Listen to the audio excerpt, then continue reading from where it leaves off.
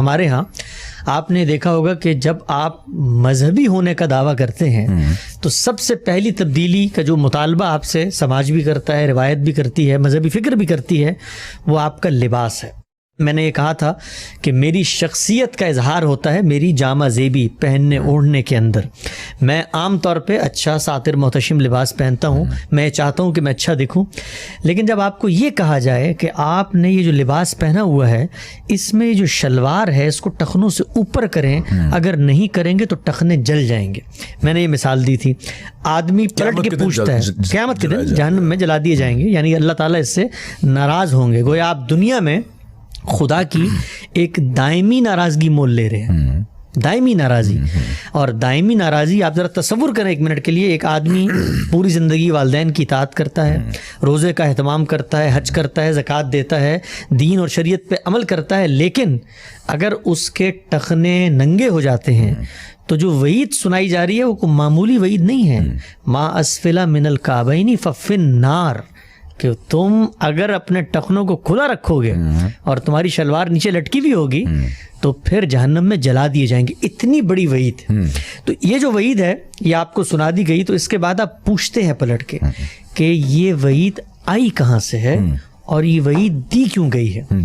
تو آئی کا جواب آپ کو یہ دیا جاتا ہے کہ پوری امت کے علماء، اسلاف، بزرگ، وہ جلیل القدر ہستیاں جنہوں نے اپنی زندگیاں دین کی محنت میں صرف کر دی، انہوں نے اس پر عمل کیا ہے، انہوں نے اس کو آگے منتقل کیا ہے، اور آغاز کہاں سے ہوتا ہے؟ رسول اللہ صلی اللہ علیہ وسلم نے یہ کہہ دیا۔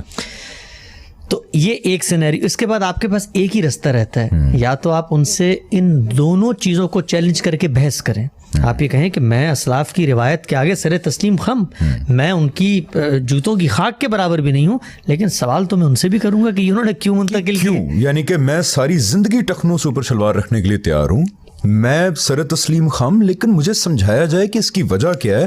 It's very important, sorry to cut you off, تاکہ اگر مجھے سمجھ ہی نہیں آئے گی تو میرا دین کے ساتھ بدقسمتی سے جو آج کل ایشو ہے، نہ سمجھی کے باوجود عمل پہ زور دینے سے ہی وہ ہمارا دین کے ساتھ ایک کلچرل رشتہ، یعنی میں ایک منافقت کی زندگی جیوں گا پھر، ہاں، اور مجھے پتہ بھی نہیں ہوگا منافقت کی زندگی۔ بالکل ایسا، یعنی میں ایک چیز کے بارے میں یہ رائے رکھتا ہوں کہ بھائی یہ کر کیوں رہے مجھے پتہ ہی نہیں ہے، اور آپ ذرا تصور کریں، چلے میں نے تو اپنا لیا، مجھے پھر تو دین یہ کہتا ہے کہ نیکی کی دعوت بھی دو، میں نے تو آگے لوگوں کو بھی قائل کرنا ہے، تو میں اپنے بچوں کو کیسے بتاؤں گا، کیا بتاؤں گا ان کو؟ تو یہ سوال لے کر ہم یہ کہتے ہیں کہ خدا کہ پیغمبر اگر کہیں ہمیں ہمارے سامنے آ کر کہ دیوار میں سر مارو اللہ کا حکم ہے، تو ہم سوال نہیں کریں گے، ہم دیوار میں سر مار دیں گے۔ ہمارا پیغمبر ہمارے سامنے کھڑا ہوا ہے، وہ اللہ کی طرف سے نمائندہ بن کر زمین پر آیا ہے، وہ کوئی عام آدمی نہیں ہے، وہ کوئی عام دائی نہیں ہے، وہ کوئی عام منادی نہیں ہے، وہ کوئی کیا کہتے ہیں سائنسداں نہیں ہے، کوئی تبصرہ کرنے والے سوشیولوج، فلسفی نہیں ہے، فلسفی نہیں ہے، اللہ تعالیٰ کے زمین پہ ریپرزینٹیٹیو، یعنی خدا کی مائیت کا ظہور ہوتا ہے دنیا میں، تو وہ پیغمبر کی ذات والا صفات میں ہوتا ہے، وہ بتاتا ہے کہ دین کیا ہے، مرضی کیا ہے وہ بتائے گا، اس کی منشا کیا ہے، اس کی یافت کیسے، اس کی خواہش کیا، اس کی دریافت کیا، وہ بتائے گا پیغمبر۔ تو سوال اس سینیریو میں یہ پوچھا جاتا ہے کہ ان پیغمبر نے یہ بات کہاں کہی ہے، یعنی دین کے سورسز میں کہی ہے؟ تو کہا یہ جاتا ہے کہ دیکھیں دین کے سورسز ہی میں کہی ہے، حدیث کی کتابوں میں آیا ہے، رسول اللہ صلی اللہ علیہ وسلم نے فرمایا ہے، اور سندن یہ روایت ٹھیک ہے، تو اب آپ نے یہ کام کرنا ہے۔ میں آپ کو اپنا ذاتی تجربہ بتاتا ہوں۔ میرے والد صاحب جو ہیں وہ ایک بڑے پروگریسو آدمی ہیں، مذہب سے ان کو بڑا لگاؤ ہے، لیکن جس وقت میں مذہب کی طرف آیا تو ہمارے ہاں ہوتا کیا ہے کہ مذہب کی طرف آنے کے بعد سب سے پہلی تبدیلی کس چیز میں نمودار ہوتی ہے؟ آپ کے ظاہر میں۔ تو میں نے بچپن ہی میں بہت مجھے لگاؤ ہوا تبلیغی جماعت سے، میں اس میں وقت بھی لگایا، نکلا تو ظاہر تبدیل کیا میرے۔ تو میرے والد صاحب ہمیشہ مجھے کہتے تھے کہ بھائی یہ تم باقی بھی گھر میں بچے ہیں، باقی بھی تمہارے بھائی ہیں، وہ بھی شلوار قمیض پہنتے ہیں، نارمل دکھتے ہیں، یہ تم نے کیا حیت بنائی ہوئی ہے، شلوار اوپر چڑھائی ہوئی ہے، ٹخنے تمہارے ننگے ہیں، اور دیکھنے میں بھی بظاہر کوئی بہت ریزنیبل معقول تمہاری صورتحال نہیں لگتی۔ تو میں اس وقت، آپ یقین جانیں، میں آپ کو دیانتداری سے کہہ رہا ہوں کہ میں اپنے والد صاحب کی دین سے بے اتنائی پہ اس کو معمول کرتا تھا. میں کہتا تھا یہ کیا آدمی ہے کہ دنیا میں پڑے ہوئے ہیں, اپنی عقل سے خدائی یعنی ان کو خدا کے رسول کے حکم کے سامنے ان کو یہ چیز اچھی لگتی ہے کہ میں باقی بھائیوں کی طرح دیکھوں, باقی بھائیوں کی طرح نظر آؤں. اور بلکہ کئی دفعہ ایسا ہوا, میں بلکہ بہت ہی آج پلٹ کے دیکھتا ہوں تو حمیت اور غیرت انسان سے کیا کیا کام کروا دیتی ہے. آپ یقین جانیں انسان اتنا جس کو آپ کہتے ہیں نا بدتمیز ہو جاتا ہے پھر, کیونکہ اس کو لگ رہا ہوتا ہے کہ اس کے سامنے تو خدا کی بات آ گئی ہے. تو میں نے نماز پڑھاتے ہوئے کئی دفعہ مڑ کے, ان کی عادت نہیں تھی اس طرح سے پانچے اوپر کرنے کے, لوگوں کے سامنے میں نے کہا پانچے تو اوپر کریں, آپ نماز پڑھنے آ گئے. اچھا, اسی لیے you have this attitude of sympathizing towards those people جو بھی بالکل, کیونکہ وہ اس سے گزرے ہیں نا, اور خون بہانے یہ کر دیں گے وہ کر دیں گے, تو آپ ان سے سمپتھائز کرتے ہیں. اسی لیے آپ دیکھیں نا کہ جب وہ ہمیں دیکھیں گے کل, یعنی کل کی جو میری ویڈیو میں میرا لباس تھا وہ اس میں اگر مجھے دیکھیں گے تو پہلا سوال ان کے ذہن میں یہ آئے گا کہ بھائی یہ دین کی بات کرنے والا, اس کی شکل دیکھو, اس کا کوٹ دیکھو, اس کی داڑھی دیکھو, اس کے کپڑے دیکھو, یہ ہمیں مذہب سے مشابہت کر کے یہ ہمیں مذہب سکھانے آ گیا. تو یہ چیز ہے. اچھا, انسان یہاں تک جاتا, ایک سینیریو ہے یہ سینیریو آپ کو پھر معاشرے میں اپنی بات دیکھیں, جب تک آپ کی بات کے پیچھے ریزن نہیں ہوگا تو ہمیشہ آپ اپنی بات زور سے منوائیں گے. ریزن ہے تو آپ کو زور لگانے کی ضرورت نہیں ہے, آپ کا استدلال وہ زور پیدا کر دیتا ہے, آواز بھی نہیں اونچی ہوگی. یہاں پہ سوری میں اپنی بھی ایک بات کرنا چاہتا ہوں. میں بڑا مشہور تھا ایک زمانے میں, I was very out spoken. میں ٹویٹر پہ, فیس بک پہ, بلکہ میڈیا انڈسٹری میں جب اوارڈ شوز وغیرہ ہوتے تھے تو بڑا ایک اچھی جیسچر میں ہمارے دوست جو ہوسٹ ہوتے مذاق بھی اڑاتے تھے کہ he is very vocal, very outspoken. یار میں جتنا اللہ تعالیٰ کے پیغام کو انسان سمجھتا جاتا ہے اتنا ہی آپ کی جو زبان درازی ہوتی ہے, جو آواز کی اونچائی ہوتی ہے وہ کم ہوتی جاتی ہے. And you are absolutely right کہ پھر آپ ریسٹلیسنس نہیں ہوتی آپ کے اندر, بیکاز یو اسٹارٹ انڈرسٹینڈنگ, اور اس انڈرسٹینڈنگ کی وجہ سے بڑا امن آتا ہے دل کے اندر. ایسے ہی آپ پھر اس کو دیکھیں اپنی بات کو شائستگی کے ساتھ, اور آپ کو یہ لگ رہا ہوتا ہے کہ یار میرے پاس اتنا مضبوط استدلال ہے, جو کام کرنا ہے اس نے کرنا ہے, میں نے کیوں زور پیدا کرنا ہے, میں نے کیوں رد عمل میں مبتلا ہونا ہے, میں نے کیوں کسی پہ حکم لگانا ہے کہ تم تو دین سے دور ہو, تم تو باغی ہو, تم تو فاسق ہو, تم تو فاجر ہو, اور تمہارے اندر تو حمیت غیرت ہی نہیں ہے. اس کی ضرورت نہیں رہتی. تو یہ پہلا سینیریو ہے. اس سینیریو میں آپ کو ایک بات بتائی جاتی ہے, وہ بات ایک دفعہ کوالیفائی ہو گئی کہ مذہب کی کسی شخصیت یا ٹریڈیشن یا رسالت مآب صلی اللہ علیہ وسلم کے کسی قول کے اندر وہ پائی جاتی ہے, تو اب آپ نے اس کے آگے سر تسلیم خم کرنا ہے. سمجھنے کی کوشش بھی نہیں کرنی, یعنی سمجھنے کی کوشش بھی کریں گے آپ, یہ یوں نہیں ہوتا کہ آپ سمجھنے کی کوشش نہیں کریں گے, لیکن وہ کوشش مان کے کرنے کی ہوگی. یعنی یہ تو طے کر لیا نا کہ یہ دین کی ہدایت ہے, اب اس کو سمجھ بھی لیں گے. یعنی کہ پہلے جب مجھے پتا چل گیا کہ حضور اکرم صلی اللہ علیہ وسلم سے یہ بات روایت کی گئی, میرے تک پہنچ گئی, جی پہلے میں نے اسے مان لیا. یہ ٹخنے کی مثال ہی لے لیتے ہیں, ٹھیک ہے, کہ میں ٹخنا دکھاؤں گا تو یہ جلے گا. اب میں دیکھوں گا کہ اچھا میں نے مان لی کیوں جلے گا, تو اس کے لیے پھر یعنی کہ پہلے میں ایک فیصلہ کر لوں گا, اس کے اوپر میں ریزننگ ڈالوں گا, بالکل بجائے کہ ریزننگ کے بعد فیصلہ کرنا. بالکل ایسے, یعنی وہ ہو گیا. اب اس کے بعد مثلا میں نے ریزننگ ڈھونڈنے کی طرف کیا. میں پہلے سینیریو کو دیانتداری سے بیان کرتا ہوں, بلکہ میں آپ کو اس میں, اور ہمیں استاد ہمارے جو غامدی صاحب ہیں وہ ہمیشہ یہ بتاتے ہیں کہ دوسرے کا موقف ہمیشہ ایسے بیان کرو کہ دوسرا بھی پکار اٹھے کہ بھائی میری جو بات ہے وہ یہی بات تھی. تو میں یہ دو سینیریوز کا کمپیریزن کرتے ہوئے یہ ہرگز نہیں کروں گا کہ میں دوسری طرف کے موقف کو دھندلاہٹ میں بیان کروں اور پھر بتاؤں کہ اصل سینیریو کیا تھا. آپ جاتے ہیں, چلے گئے, آپ نے کہا مان لیا میں نے, یہ بتائیے یہ ہوا کیوں ہے, یہ کر کیا دیا رسول اللہ نے. یعنی میری آستین اوپر نیچے ہو جائے تو یہ جہنم میں نہیں جلے گی, میری قمیض اوپر نیچے ہو جائے جہنم میں نہیں جلے گی, لیکن میری شلوار اوپر نیچے ہو جائے تو میں جہنم میں جلوں گا. ٹخنے سے اوپر نیچے, شرم کا بھی نہیں ہے. ایسے ہی ہے, بالکل ایسے ہی. تو کہا یہ جاتا ہے کہ دیکھیے یہ اصل میں تکبر کی علامت ہے, یہ کہا جاتا ہے. لمبے کپڑے اس وقت ہوتے تھے. تو میں نے, مجھے یاد ہے جب میں مدرسے میں پڑھ رہا تھا, ایک دن احتجاجاً اپنی شلوار ٹخنوں سے نیچے کر کے میں چلا گیا. تو ہمارے ایک بڑے اچھے بڑے محبوب استاد تھے, انہوں نے مجھے رستے میں روکا اور روک کے انہوں نے کہا کہ بھائی میاں یہ کیا کیا ہوا تم نے. تو میں نے کہا جی یہ تو رسول اللہ صلی اللہ علیہ وسلم نے جو تلقین کی ہے وہ تو تکبر کی وجہ سے کی تھی. تو وہ کہنے لگے کہ تم یہ کہتے ہو کہ تم میں تکبر نہیں ہے, تمہارا یہ دعویٰ کہ تم یہ کہہ رہے تم میں تکبر نہیں ہے, یہی تکبر کی علامت ہے. تو میں نے ان سے کہا, میں نے بڑی عزت سے ان کو یہ کہا, میں نے کہا دیکھیں جہاں یہ روایت آئی ہے صحیح بخاری میں, اور ہمارے یہاں ہوتا کیا ہے کہ روایت جب رسول اللہ سے منتقل ہوتی ہے تو اس کو ٹکڑوں میں بیان کر دیا جاتا ہے, تو ایک جگہ پہ مکمل روایت ہے. جب رسول اللہ نے یہ بات کہی تو سیدنا ابوبکر بیٹھے تھے سامنے, تو سیدنا ابوبکر نے کہا کہ یا رسول اللہ میری تو تہبند جو ہے وہ ٹھہرتی نہیں ہے, یعنی تھوڑا سا جب آپ وزن آپ کا زیادہ ہو جاتا ہے تو مشکل ہوتا ہے کہ آپ اس تہبند کبھی کبھی نیچے اوپر ہوتی رہتی ہے, وزن کم ہو جائے تو نہیں, وزن زیادہ بھی ہو جائے تب بھی جاتی ہے, وزن کم ہو جائے تب بھی جاتی ہے. تو اس صورتحال میں کیا کروں؟ تو رسول اللہ صلی اللہ علیہ وسلم نے ان کو کیا کہا, یہ نہیں کہا کہ ابوبکر یہ تو دین کا حکم ہے, اس دین کے حکم میں تمہیں کیا میں کوئی استثناء دے دوں؟ نہیں, رسول اللہ صلی اللہ علیہ وسلم نے ان سے فرمایا کہ بھائی معاذ اللہ آپ کو تکبر کرنے والوں میں سے ہیں. تو میں نے استاد کو بڑی محبت سے میں نے کہا دیکھیں رسول اللہ صلی اللہ علیہ وسلم نے تو سیدنا ابو بکر کو کہا کہ کو روک دیا, تو اس کا مطلب یہ کہ تکبر اصل چیز ہے. تو انہوں نے مجھ سے فرمایا, اور ظاہری بات ہے میں روایت بالمعنی کر رہا ہوں, جو میرے فہم میں ان کی بات موجود ہے, الفاظ شاید اوپر نیچے ہوں, تو انہوں نے مجھ سے فرمایا, اور یہ اصل میں فرمان جو ہے ان کا وہ ایک تصور فہم کو واضح کرتا ہے. انہوں نے کہا بھائی سیدنا ابو بکر کے متکبر نہ ہونے کی دلیل تو رسول اللہ نے دی تھی, تو آپ بھی جا کے ان سے اپنی دلیل لیں تو میں مان لوں گا آپ کی بات. یار نہیں یار, اچھا چل ٹھیک. تو میں آپ کو یہی بتا رہا ہوں کہ دیکھیں سوچنے کا زاویہ کیا ہے. یہ وہی ہوتا ہے کہ آپ نے پہلے ایک چیز صحیح مانی اور پھر اب آپ اس کی ریزننگ پہ آگے چلتے جائیں گے. آپ یہ بھی تصور نہ کریں کہ یہ روایت جو ہے ہماری مذہبیت کے اندر شاید کوئی اجنبی چیز ہے یا ایک جگہ پہ پیدا. آپ پڑھیں مولانا فرائی کی جو تفسیر ہے اس کا مقدمہ پڑھیں, تو اس کے اندر مطلب مولانا اصلاحی جیسا جلیل القدر عالم, جن کو ہم بڑا عاقل متین فہیم ایک گوہر آدمی, جس نے قرآن مجید کے جو تشنا دریچے تھے ان کو تشنا کیا ہوتا ہے یعنی وہ چھپے ہوئے, وہ نہا. اچھا, تشنا کا مطلب ہے چھپے ہوئے اور نہا کا مطلب بھی ہے چھپے ہوئے. اچھا, تو وہ گوشے جو لوگوں کے سامنے نہیں تھے ان کو وہ تک لکھتے ہیں کہ مولانا فرائی جو ہیں ان کی اتنی اس درجے احتیاط تھی اس بارے میں کہ پیروں سے جو ہے نا ٹخنے جو ہیں شلوار کے وہ نیچے نہیں ہونے چاہیے. یہ روایت کے اندر رچی بسی ہوئی چیز ہے. تو یہ ایک سینیریو ہے, یہ میں نے ایک رکھ دیا آپ کی طرف. اب میں اس سینیریو کو دل سے قبول نہیں کرتا, تو میرے سامنے ایک اور سینیریو آتا ہے.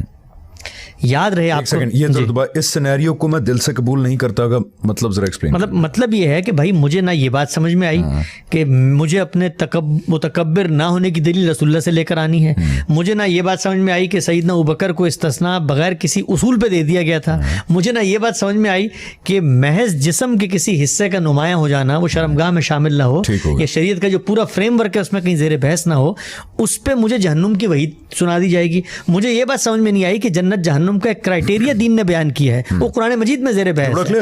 وہ کرائٹیریا کے اندر کہیں ایسا چیز موجود نہیں ہے جس میں سے میں ٹخنے برآمد کر سکوں. مجھے یہ بات سمجھ میں نہیں آئی کہ میں ایک انسان, ایک حریت پسند, ایک آزاد فکر آدمی اپنے جسم کے اوپر کیا چیز اوڑھوں, کیا چیز پہنوں, اس کا فیصلہ کرنے کا بھی حق نہیں رکھتا. تو میں دنیا میں کرنے کیا ہوں, کیا ارادہ, کیا اختیار ہے میرے پاس. تو میری فطرت, میری طبیعت, میرا وجدان, میرا شعور, میرا اندرون, ہر چیز اس کو اگل کے پھینک دیتا ہے, اس کو دل سے قبول نہیں کرتا, اس کو سمجھ نہیں آتی, سمجھ نہیں آتی. تو یہ سینیریو ہے جس پر آپ پھر کیا کرتے ہیں, آپ پھر روایت سے مجبور ہوتے ہیں. آپ اس ماحول میں جیتے ہیں تو آپ کو یہ کام کرنا پڑتا ہے. لیکن کبھی پلٹ کے کوئی آپ سے پوچھے کہ بھائی یہ دین کا حکم ہے تو کس بنیاد پر ہے, کہاں سے ثابت ہوا ہے, تو یہ ایک سینیریو ہے جو میں نے آپ کو بیان کیا. آئیے اب دوسرے سینیریو کی طرف لے کے چلتا ہوں میں آپ کو.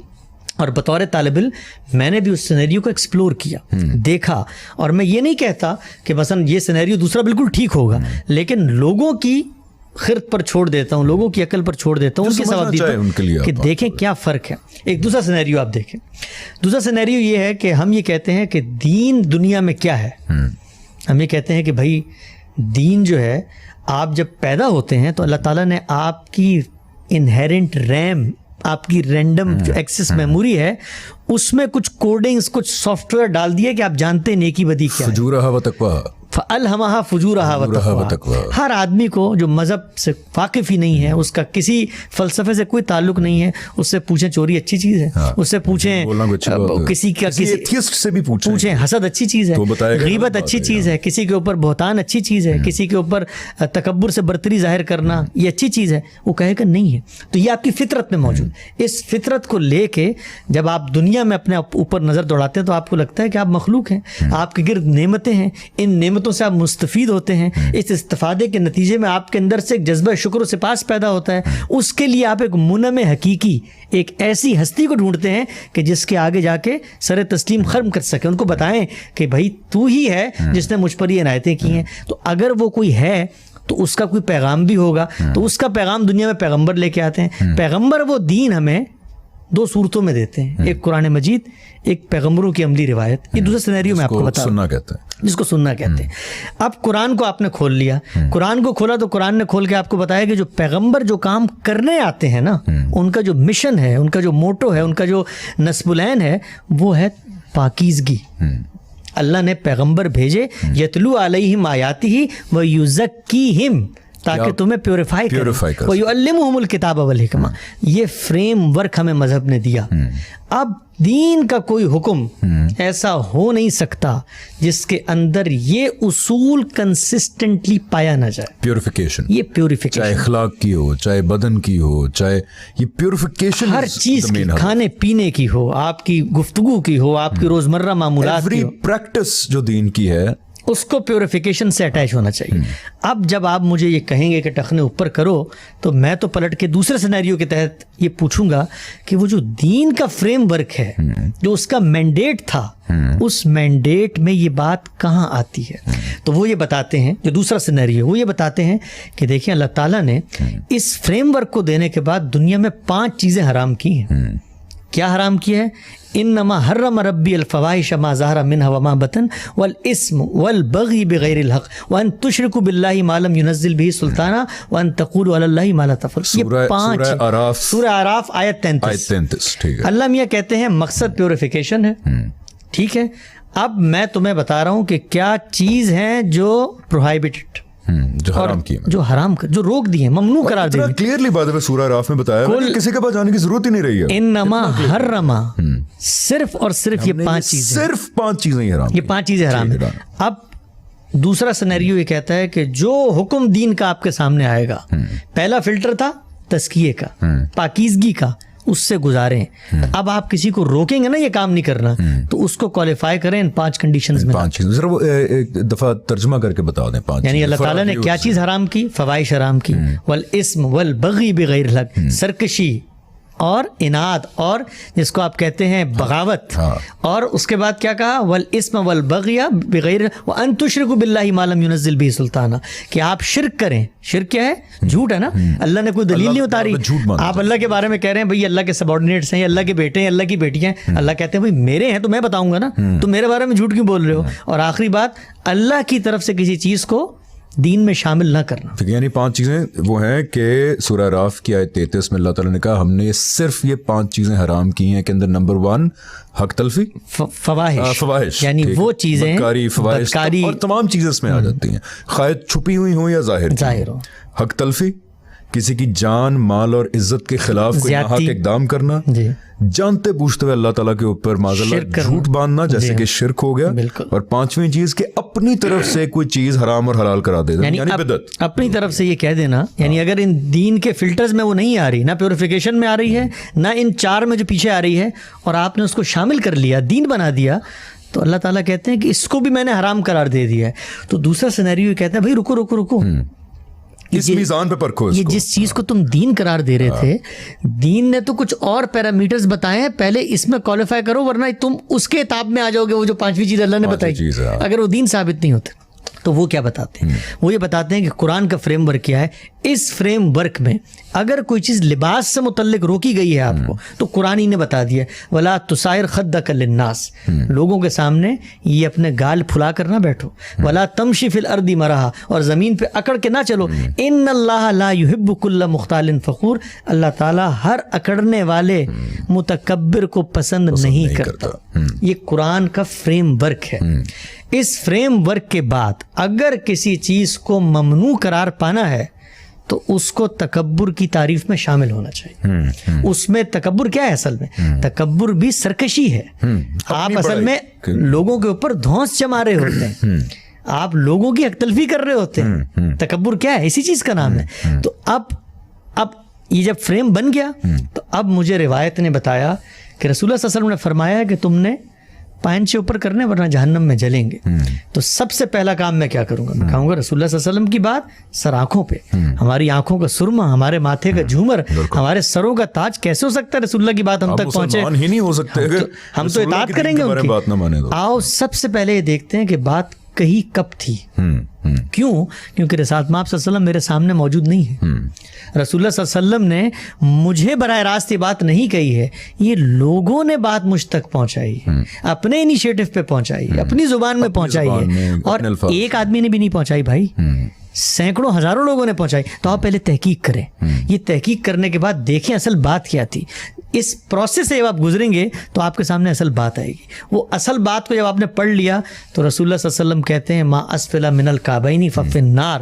اس کے اندر یہ بتا دیا ہے خیلاء متکبر ہو کر, یعنی اگر آپ نے تکبر کی علامت کے ساتھ, جیسے کہ ہمارے دیہاتوں میں یا بعض اوقات ہمارے آج کے معاشرے میں بھی لوگ اپنی کپڑوں کو نیچے پھیلا دیتے ہیں. وہ جو یہ رائل کراؤننگ سیریمنیز ہوتی ہیں اس کے دیکھیں وہ مونارک جو چل رہا ہوتا ہے, آج کل بھی بی بی سی پہ دیکھ لیجیے دسیوں علامتیں چل رہے ہوتے ہیں, پیچھے کپڑے پکڑ کے چل رہے ہوتے ہیں, لمبے کپڑے.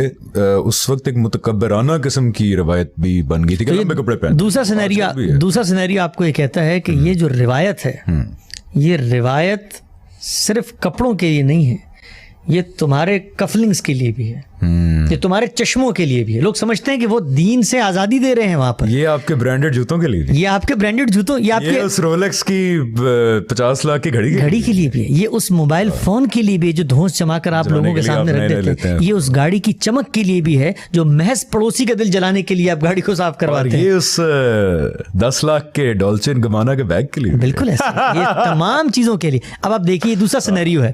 پہلے سینیریو میں ایک چیز آپ کو ایک انڈیپینڈنٹ ہدایت کے طور پہ ممنوع قرار دی جا رہی تھی جو آپ کو سمجھ میں نہیں آ رہی تھی.